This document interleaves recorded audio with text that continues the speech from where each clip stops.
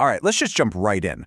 We need to talk about something that, well, it probably feels a little too real. You know that feeling? You've got something huge and important you have to do, but for some reason your brain just wants to do anything else, especially if that anything else is on your phone. Yeah, I'm gonna guess this looks pretty familiar, right? On one side, you've got the big stuff. That report, studying for that exam, whatever your big project is. And on the other side, there's the endless scroll, that siren song of your phone. We've all been there. You're staring at a blank screen, a blank page, and your thumb just has a mind of its own, doesn't it? It's just itching to open up an app. So, the first thing we do is blame ourselves, right? We call it laziness. We think, I just need more willpower, more discipline. But what if that's the wrong way to look at it entirely? What if this isn't about being lazy at all? What if it's actually something much deeper, something kind of baked into our biology? Okay, so let's just ask the big question then. What is really going on in your brain when you choose the scroll over the goal? Why does the easy, kind of meaningless distraction win out so often against the things that actually matter? And here it is. This is the big idea that changes everything. It's not a flaw in your character, it's a feature of your brain's design. I mean, think about that for a second. That urge to procrastinate, to avoid the hard stuff, it's not a bug, it's a feature. And once you understand how that feature works, that's when you can start to work around it. Okay, to really get this, we've got to look under the hood. Think of your brain like a computer. It has this really basic, ancient operating system running in the background, and all of your decisions, at their core, are driven by just a couple of really simple principles.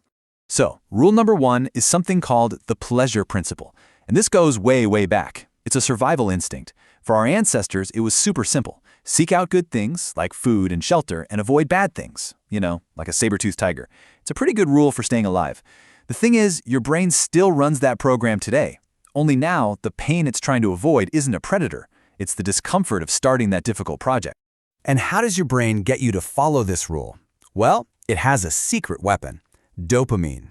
This is the chemical messenger that acts like a little reward system. When you do something your brain likes, it releases a hit of dopamine, which basically tells you, hey, that was awesome. Do that again.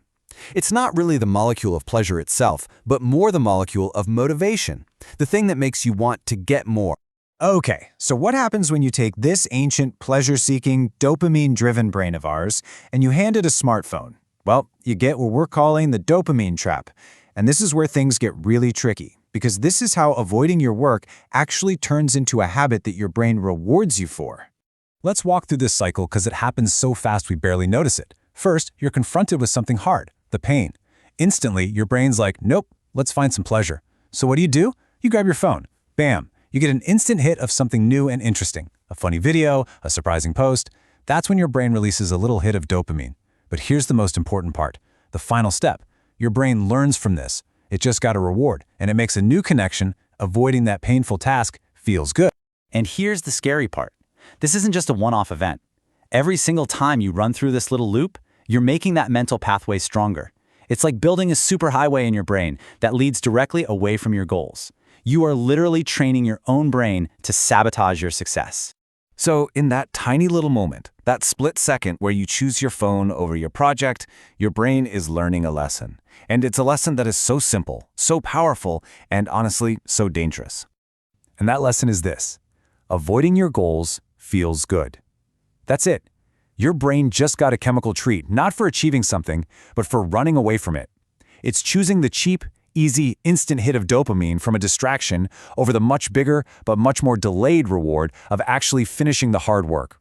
It's a biological hack, and it feels like a win right now, but it's a guaranteed loss down the road.